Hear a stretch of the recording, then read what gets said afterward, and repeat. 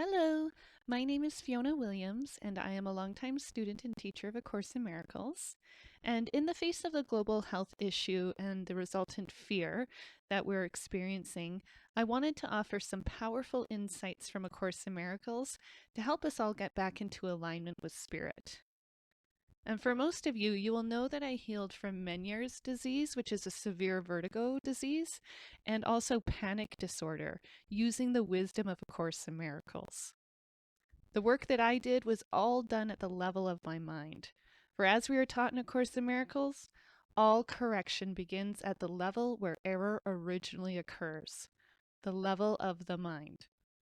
In this class, I will be offering right-minded reminders from the Course and tips which will help you to invite the healing power of Spirit into your life.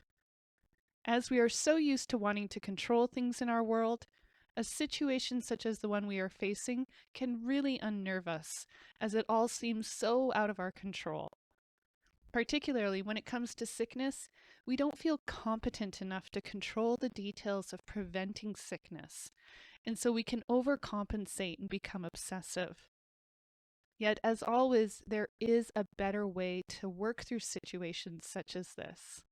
I want to remind you that this whole situation is an opportunity to heal, not an invitation to delve further into fear. So let's get started. Now, I know it's easy to wonder why this situation is happening and what's the purpose to it. Well, according to Jesus and his Course, this is all happening for our forgiveness, so that we may heal our minds. There is no other reason for it. We are taught in the Course that our purpose in this world, in the realm of time, is to forgive. As Lesson 62 of the Course states, forgiveness is my function as the light of the world. Now, I know sometimes forgiveness may seem too simplistic of an answer and not enough reason for something like this to happen. And we can easily think that there must be more to the story. But looking for more to the story is really just the ego trying to keep your attention and distract you from the truth. The ego wants you to keep focused on the illusion, so it will encourage you to look for meaning in this world. Yet the only real meaning in this world will come from the Holy Spirit's interpretation of it, not from the ego's interpretation. In Lesson 25 of the Course, we are taught that everything is for our own best interests, meaning that everything in this world can, if we so choose, bring us closer to the truth, that we are not the ego, we are not these bodies, and we are not in this world, but that in truth we are at home in God, safe in God for all eternity. In this regard, I like to refer to trials as stepping stones to God. You can step upon the stepping stone and rise one step higher, or you can slip upon the stone only to attempt to step upon it one more time. As it is also shared in the Course, it takes great learning to understand that all things, events, encounters, and circumstances are helpful. So although some of our trials may seem trivial, and at other times quite extreme, their purpose is the same. Do not be deceived by the ego, who would try and tell you that some things can be healed and other things can't. Remember that there is no order of difficulty in miracles, and that healing is natural. This will heal. In this ego experience, we need to remember that if it weren't this virus, it would just be something else to scare us and make us think we're bodies. That's the nature of the ego. In the physical experience, things shift so easily and our worlds seem to topple. Yet your mind can be steady.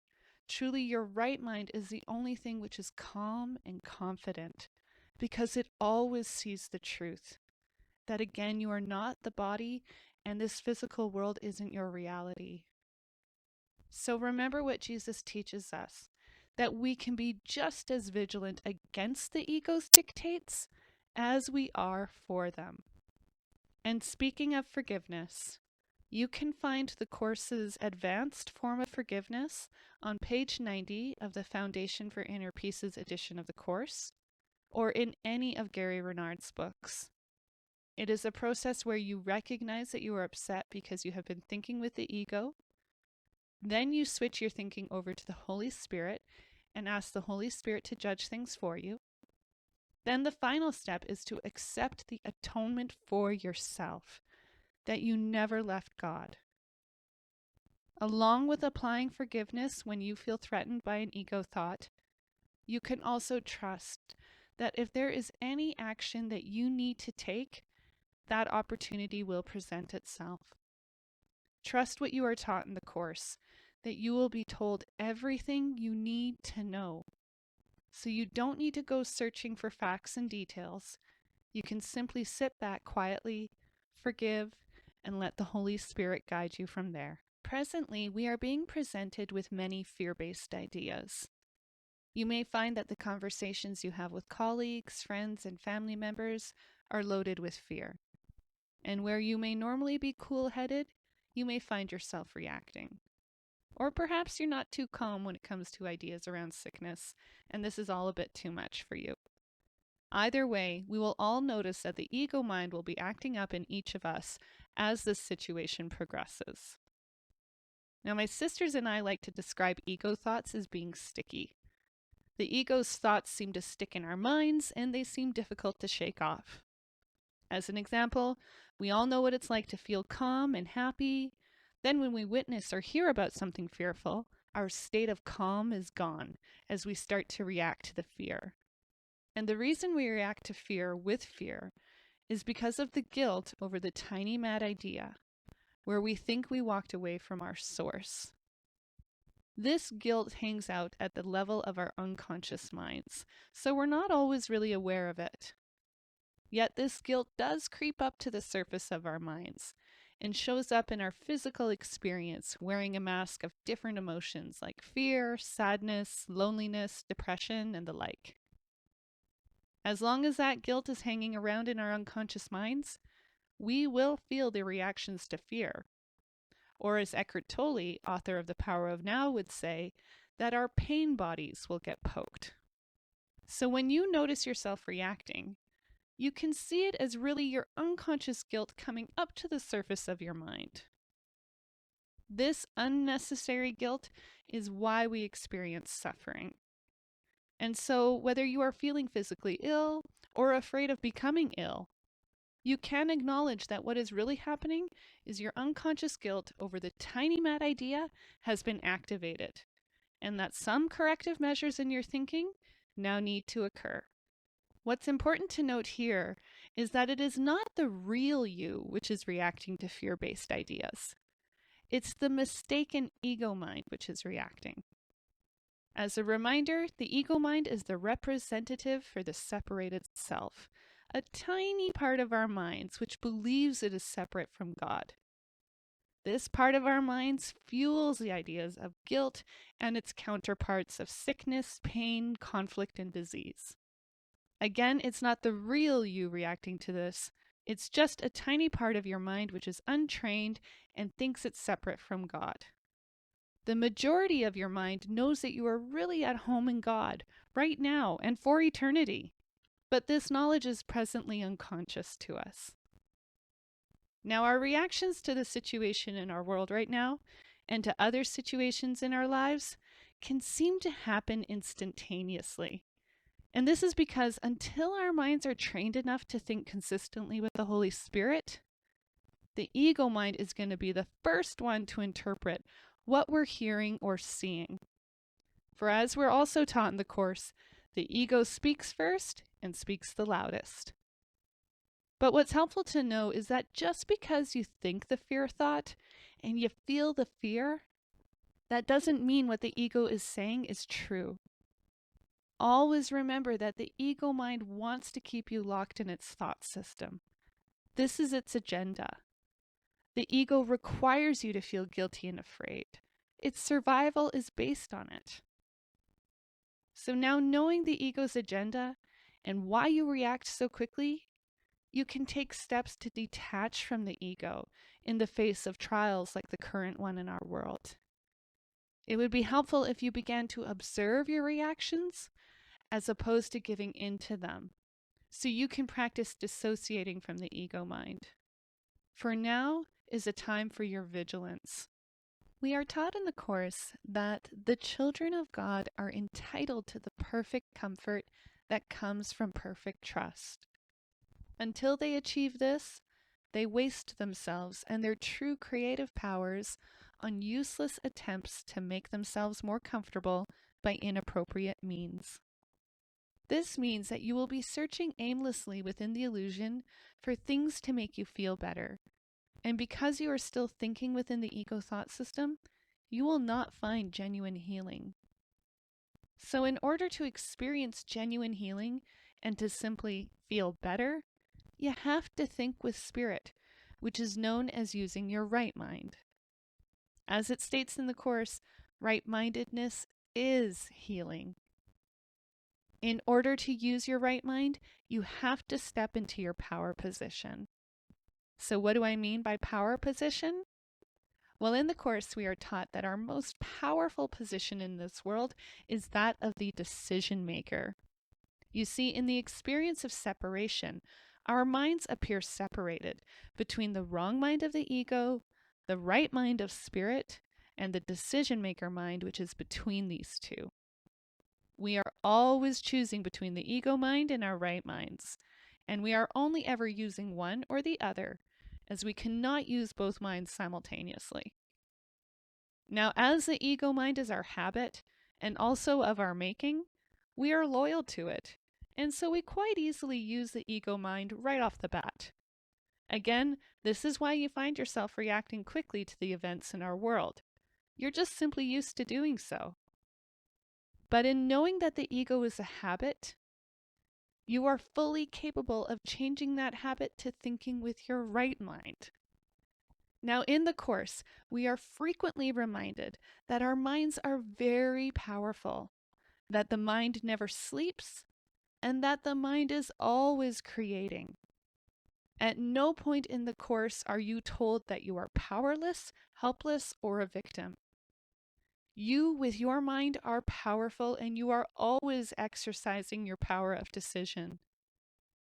The fear you feel around this world health issue is just the ego trying to tell you that you are small, vulnerable, and powerless. Yet the strength with which you feel fear is a testament to your mind's incredible power. So what if you flipped the switch on the ego and started investing your mind's power in the Holy Spirit? Imagine the miracles which await your decision to do so. So looking at the options we have available on whom we'd like to think with, the ego which tells us we're helpless and hopeless, and spirit who reminds us we are loving and powerful, there really is only one desirable option, isn't there?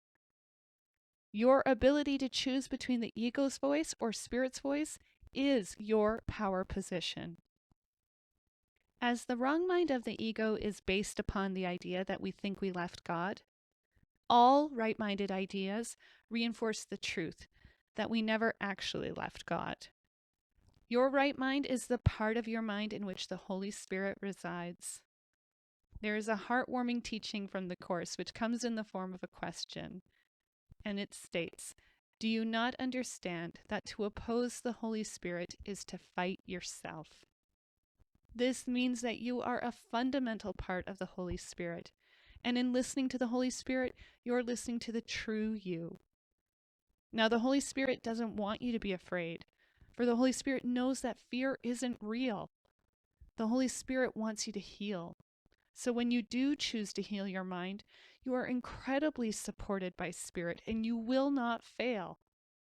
But this does require your commitment and vigilance to see things correctly. And choosing to think with the Holy Spirit should not be an exhaustive or obsessive process. It will be more helpful for you to feel relaxed when you choose the Holy Spirit, or for you to feel like the Holy Spirit is the obvious decision. So how do we begin using our right minds? Well, first we need to recognize that the ego mind is not what we want anymore, and that we want the better way instead. To experience the better way, you need to invite the Holy Spirit to come to the forefront of your mind And it is most beneficial for you to do this at the beginning of each day. Then you can trust that the Holy Spirit is with you as you proceed throughout your day. Then you want to increase your self-awareness of how you are thinking. In the Course, Jesus said that the way out of fear is to guard our thoughts more carefully. This is very important. To recognize how you've been thinking, you need only pay attention to how you feel. Whenever you recognize you are upset, simply ask the Holy Spirit to judge whatever has upset you for you, and this will activate your right mind. In this current situation we're experiencing, you may get many opportunities to ask the Holy Spirit to judge things for you, and that's okay. Take the opportunity to develop that loving habit. Also, I want to note that to choose our right minds requires great humility, as we will need to realize that we have been wrong in our ego judgments and that we need help. And it's okay. This is something we will all come to realize if we haven't already. So between asking the Holy Spirit for help and applying the Course's version of true forgiveness, the ego will become undone in your mind. Each time you truly forgive, your mind will lessen of ego clutter, and you will be able to hear the Holy Spirit more clearly. So remember, you need look no further than in your own right mind for the comfort and help you long for. The Holy Spirit is natural to you. I also want to touch upon the importance of being aware of what thoughts you are repeating. We are taught in Course that one of the fundamental laws of the mind is that thoughts grow stronger the more we share them. Through repetition, our thoughts become our beliefs, and then are cemented into our perceptions. This means that what you are repeating is going to become how you see the world. If you continue to think fearfully, you will continue to see fearful situations in the world, and you will remain in the ego's thought system. In situations like the one we are presently experiencing, you want to be super careful of what ideas you are repeating, because those ideas are going to strengthen within you. We can repeat thoughts in many different ways. For example, watching the news all the time, that's repetition. Seeking the internet for facts that will comfort you, that's repetition. Analyzing details or even justifying your opinion, those are forms of repetition. And obviously, through the articles you read, the conversations you have, and also in how you choose to defend yourself from fear. These are all ways of repeating ego-based ideas which let them grow stronger within your mind. If you find yourself doing these things, don't feel guilty. That's just the ego sneaking in the back door of your mind again.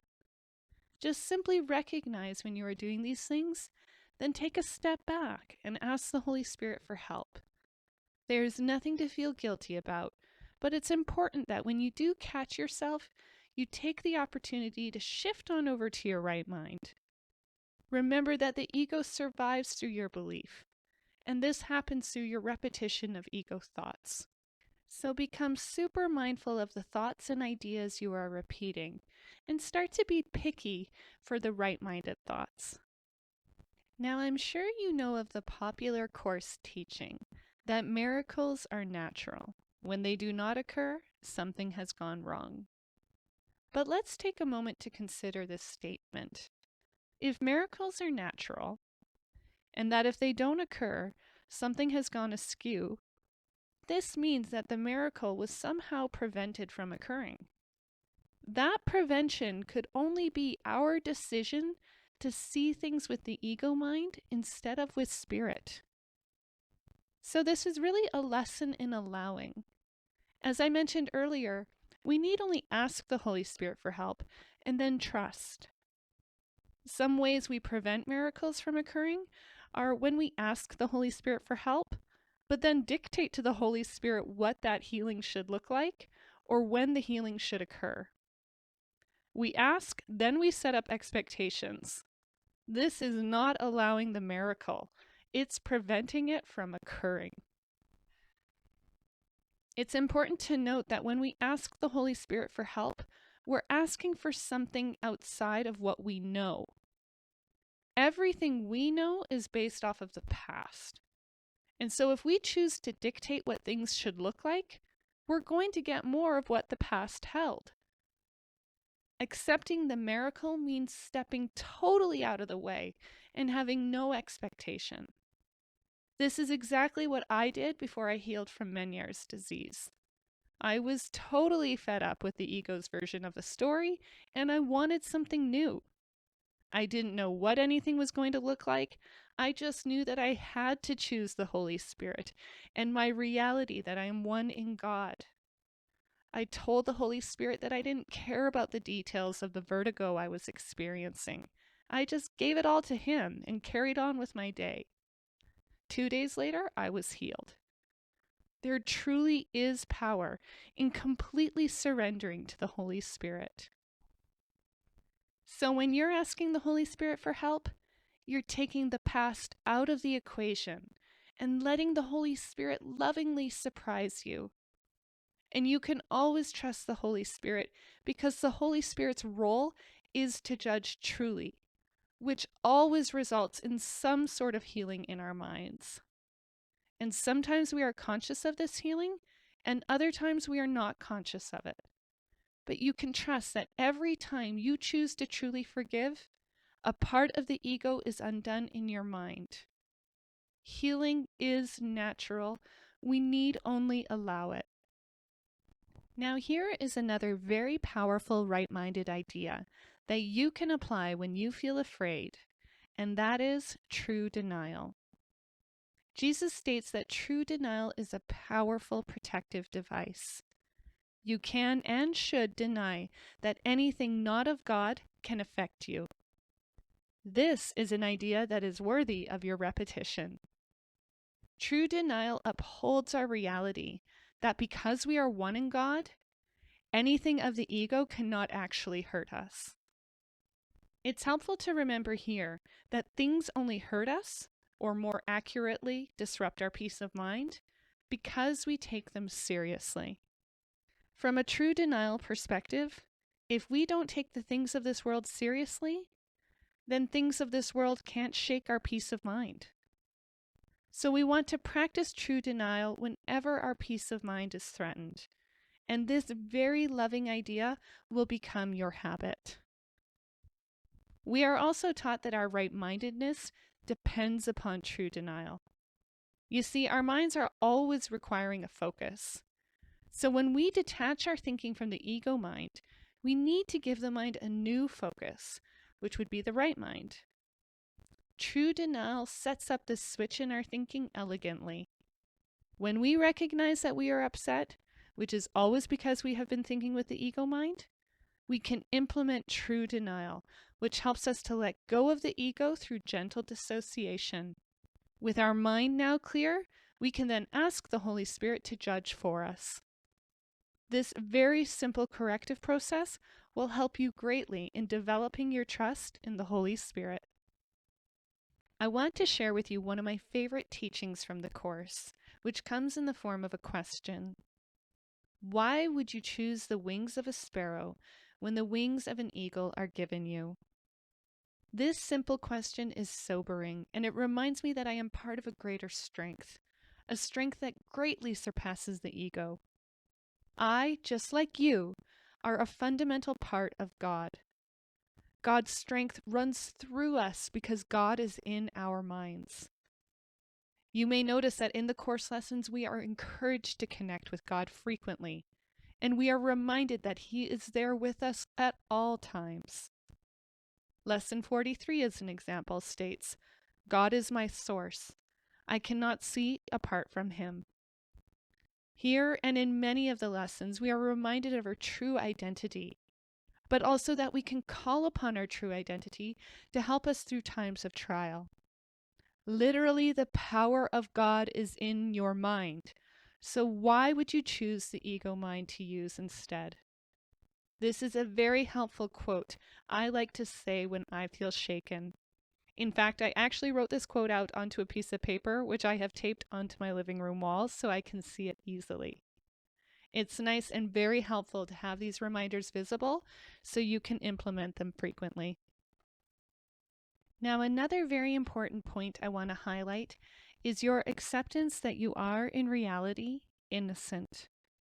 Remember that at the beginning of the class, I mentioned that it is the guilt in your unconscious mind which is the problem and is what needs to be corrected. When I took on the goal of healing from Meniere's disease, I frequently reminded myself of my innate innocence. I reminded myself that I never separated from my source, and therefore there was no reason for me to feel guilty, and therefore it is impossible for me to suffer. This is such a powerful idea, which again is also worthy of your repetition.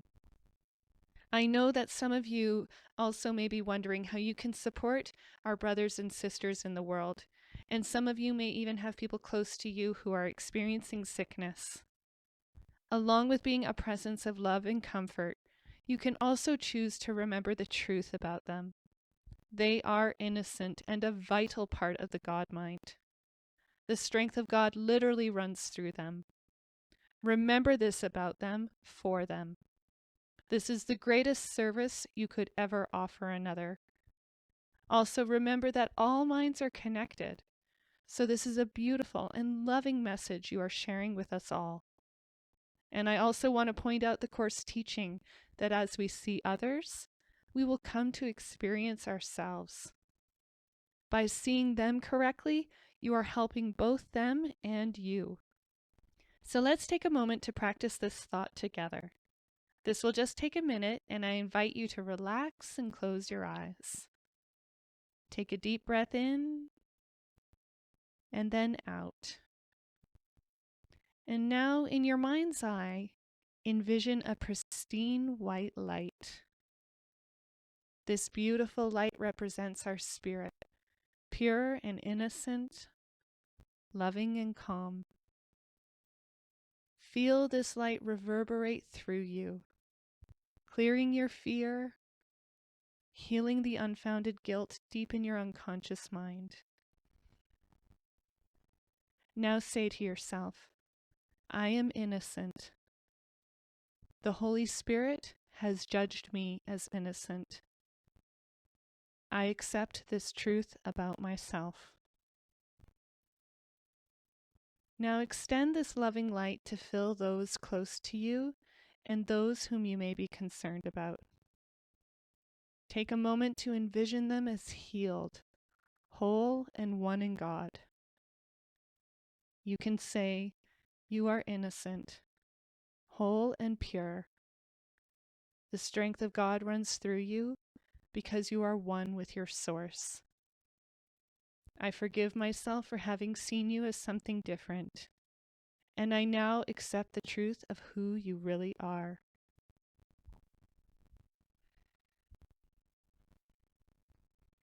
Now I invite you to envision the globe of the earth in your mind's eye. Extend this loving white light further to surround the whole of the earth. As you do so, you can say, you are all innocent. I see the truth in you. All is forgiven and released.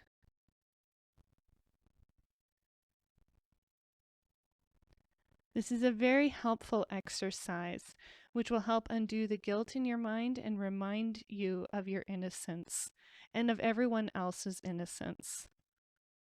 My husband and I have been doing this exercise before we go to sleep, and it is very soothing. It is now time to begin seeing the strength of God in everyone, and leave no one out of this exercise. Again, this is an opportunity to see things correctly. Now, there are some fun and helpful tips that you can use to help you through this trial. Let's begin with my favorite, laughter. We are taught in Gary Renard's book, Love Has Forgotten No One, that laughter is better than any other form of medicine. And this is because laughter cuts through the seriousness of the ego. We are taught in the Course that when the mind is in fear, it is prone to miscreation. Meaning, if you are afraid, you are going to think fearfully until you take the time to correct the trajectory of your thinking. Laughter helps you step out of fear mode. Also, remember the teaching that all things seem to hurt you because you have taken them seriously. Laughter helps you relax about things and is an excellent way to reorient back to your loving right mind. Personally, I watch funny and uplifting shows all the time. If even for just a couple minutes I can catch a comedy, I do, and it helps me to lift my spirits. Also, during the day, I have on my TV a channel which plays uplifting ambient music and has a sunny, picturesque place as a scenery. These are very simple ways I ensure a pleasant environment, and it also helps me to think right minded thoughts. Very simple and also fun. Quite simply, no one ever said you had to pay attention to the ego and the news. You have a choice to be happy. And again, trust that the Holy Spirit will tell you everything that you need to know. So relax more often and have a good time. And this also builds your immunity. The next helpful tip is in regard to your physical body. And this tip comes from the great psychic Edgar Cayce. Edgar shared that in order to keep your body alkaline and strong enough to withstand contagious forces, eat carrots, celery, and lettuce with every meal. Next, I encourage you to do all things with the Holy Spirit. If you go out grocery shopping and you're afraid of being exposed, ask the Holy Spirit to be with you. If you're putting on hand sanitizer or washing your hands, do it with the Holy Spirit. And any of the other precautionary measures you feel you want to take, do them with the Holy Spirit. Again, the ego thrives off of guilt. So if you find yourself feeling insecure about taking some precautionary measure, that's just your unconscious guilt getting triggered, which is totally unnecessary. The Holy Spirit knows that we are experiencing this physical world, and the last thing the Holy Spirit would do is have you feel more fearful. So take some positive action and get the Holy Spirit on board with you. This way, you're coming from your loving right mind, and the ego is staying out of it. And always remember that the Holy Spirit will meet you where you're at, then help you expand your mind. So doing things with the Holy Spirit will help you to feel better and more confident and relaxed. You are never alone, although sometimes I know it may feel that way. Remember the beautiful quote from the Course, that if you knew who walks beside you on the path that you have chosen, fear would be impossible. We will get through this, and in truth, we already did. We're already at home in God. Now, it's fair to say that we are not aware of what healing with spirit looks like. Stories of radical remission, or even my own story where I healed from a supposedly incurable disease, we are taught should be impossible. But yet they do occur, and when they do, they surprise us. What if, though, we opened our minds to the fact that with God, all things are possible? Personally, I get excited to see what Spirit has in store because healing is incredible and feels so amazing. Now, only Spirit is able to offer you this genuine healing of your mind because Spirit is outside the thought system of the ego. The thought system of the ego is what made the problem in the first place, so you will not find the solution there. The thought system of Spirit is the thought system of solutions. As is stated in the miracle principle number 12, miracles are thoughts. Thoughts can represent the lower or bodily level of experience, or the higher or spiritual level of experience. One makes the physical, and the other creates the spiritual. Now back to the healing of your mind. I want to encourage you to open your mind about what is possible when it comes to spirit. We are taught in the Course that your holiness reverses all the laws of the world.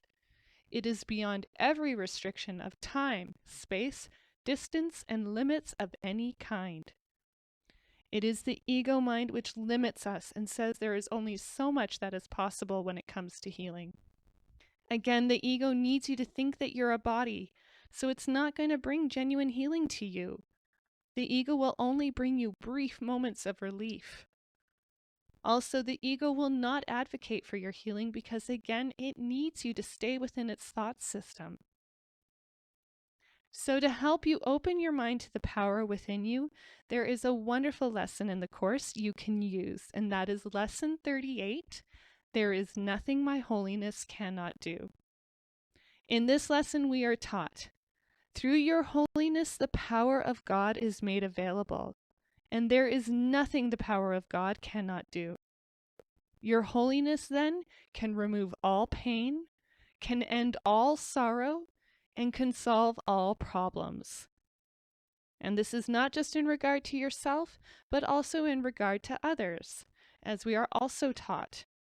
Your holiness is equal in its power to help anyone because it is equal in its power to save anyone. In the exercise portion of this class, we are guided to search our minds for any upsets and to apply the right-minded idea that your holiness is fully capable of remedying any issue.